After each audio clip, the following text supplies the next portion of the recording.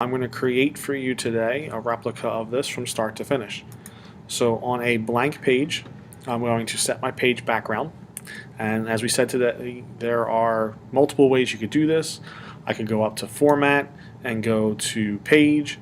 I could just right click on the page and go to Set Background Fill, or even I can go over to my tab for my properties and set my background color. So I'm going to make my background color for this black. The next thing I did was I started to put on my boundaries for our activity, and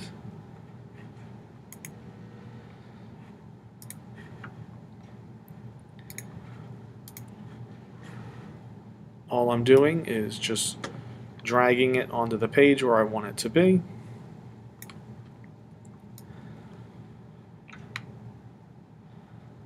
I'm just going to make a couple of them, and I can go back in later on, tweak them, place them where I need them to go, resize them, or if I need to.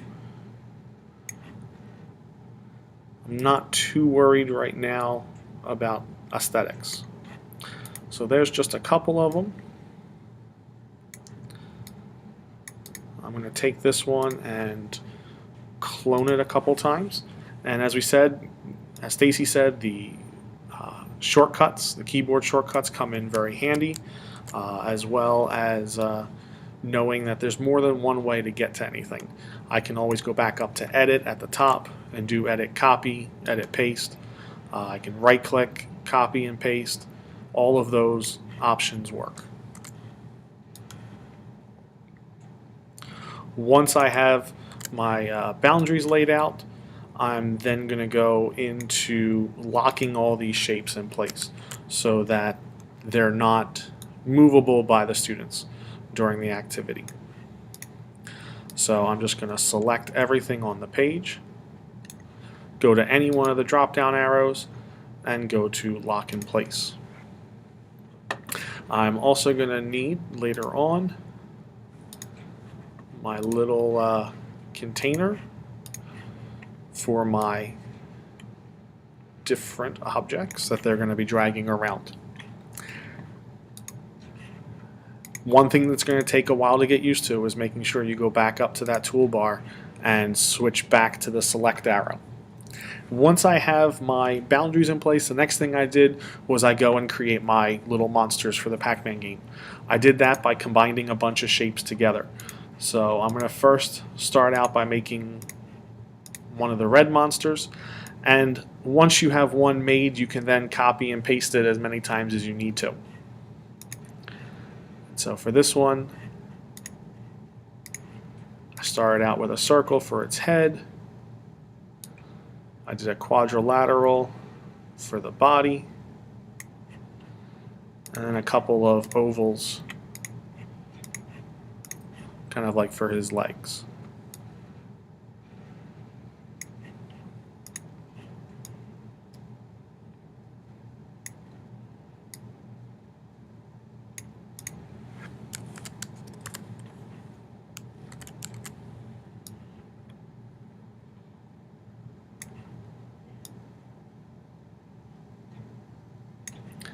Right now, I'm not too worried about how it all looks, just when I kind of create it.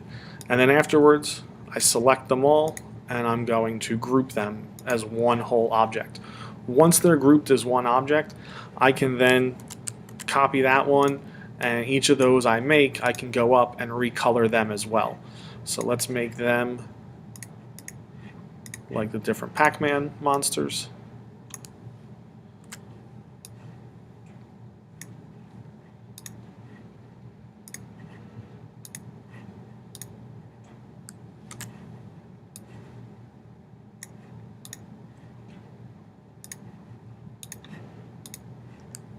And later on, I'm going to need one as well that's blue. So let's put him down here at the bottom for now. Now I can just go and place these anywhere I want on the page.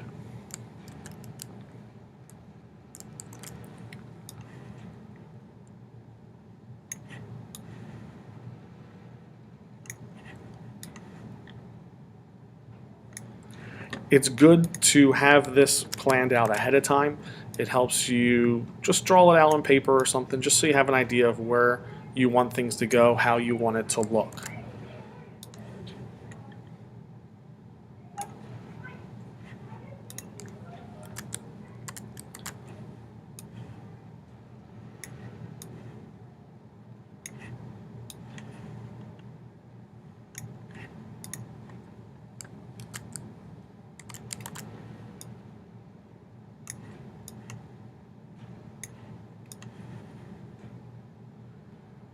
Now, no Pac-Man monster is complete without his eyes.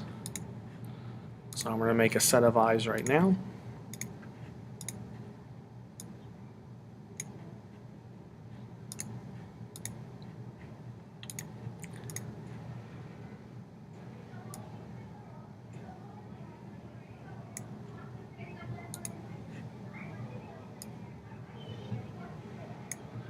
I'm going to group those two together.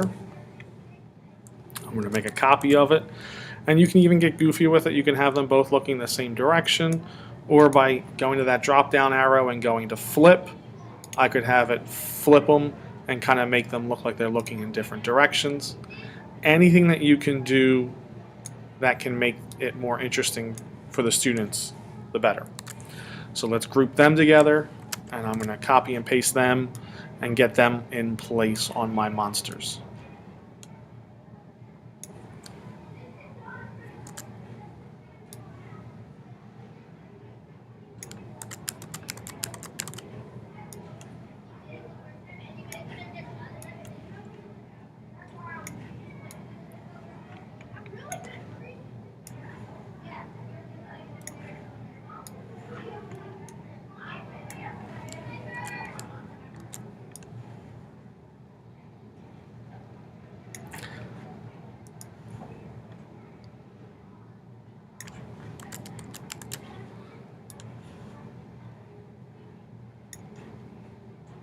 And I also don't want to forget for my answer key monsters later on. Now, all those monsters up in the playing field, I want to make sure that they are all locked in place so that they don't move. I want to make sure that my answer key monster, I group that together. And now what I'm going to do is I'm going to place them out where they're going to go for the answer key in the end. Just because of thinking with layering, I want to make sure that the numbers on the monsters show up in front of my blue monsters when I pull them out. So I have to make sure they're in place before I make my numbers.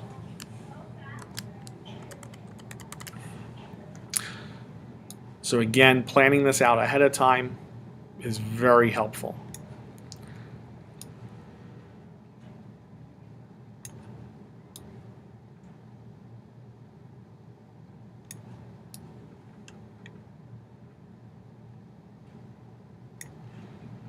I'm not too worried if they match up exactly. Because even the students, when they complete this, they're not going to be putting them exactly in the same spots.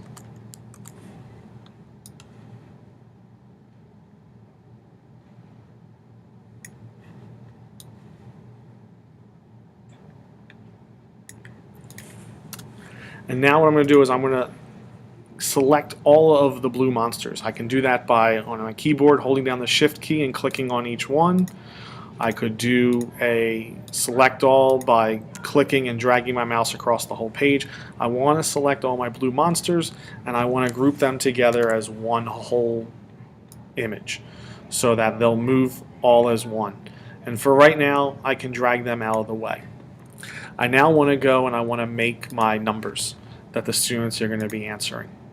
So I'm going to make sure I set it to the font and color that I want, and then I'm just going to go around and put on my numbers. I can move them in place later on so that they're in a better position to be read.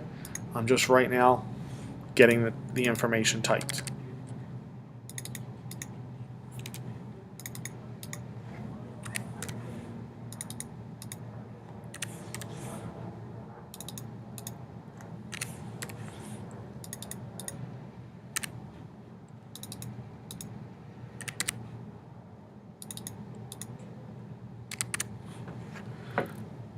Go back up, select my select tool.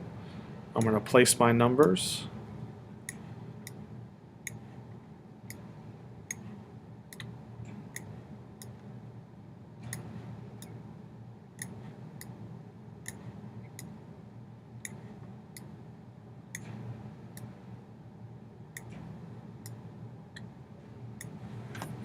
And I'm going to select all of them and lock them in place as well.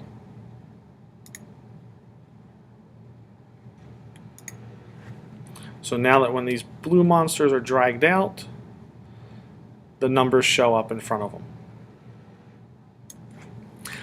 I also need to make my boxes so that the students know where to put their Pac-Men.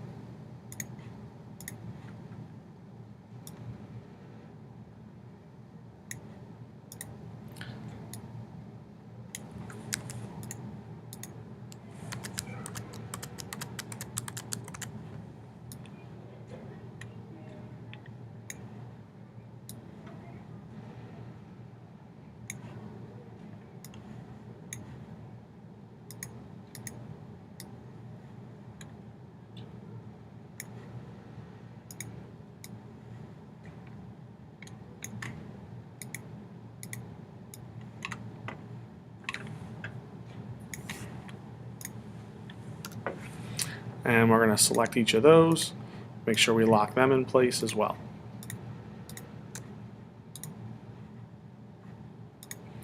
Now I'm ready for my Pac-Men. I went online, I did a quick image search, and I found an image of Pac-Man that I like. I can copy that image. If I'm on a Mac, I can just drag and drop it into my notebook so that I can have it on my page. When I drag and drop, it will come like this, same with copy and paste. It'll come in full size. I can resize the image by going to that little gray circle at the bottom of my image, and I can resize it to the shape that I need. And then I also have that white border around. When I go to that drop down arrow and I go to set image transparency, I'm able to get rid of that white border. So now it looks more like Pac-Man. I'm going to make a clone of them. The clone I'm going to flip the other direction so I have my other sign. And I'm going to now make both of these infinitely cloned. I'm going to do a quick image gallery search for an apple. Drag that out. Let's resize it, and I'll even turn it. I also want to put my equal sign on there.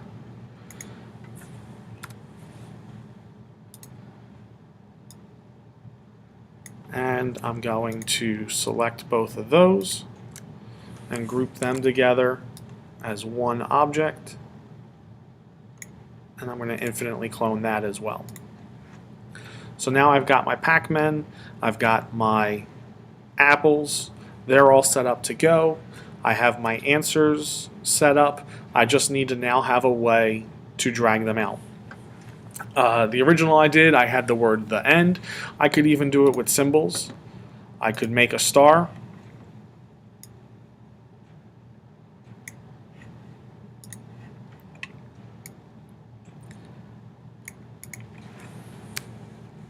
Let's make a copy of that star. I'm going to lock this one in place. This is so that the students know where to drag it to. I'm going to bring this other star down, click on that star as well as the blue monsters, and group that together as one whole so that when they're moved across,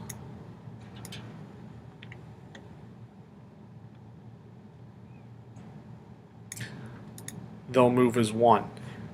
And the last thing I'm going to do, just to kind of help the students so that they know what they need to do at the end, I'm going to put an arrow so that they know that they have to drag the one star across the page to the other. And let's lock that in place as well.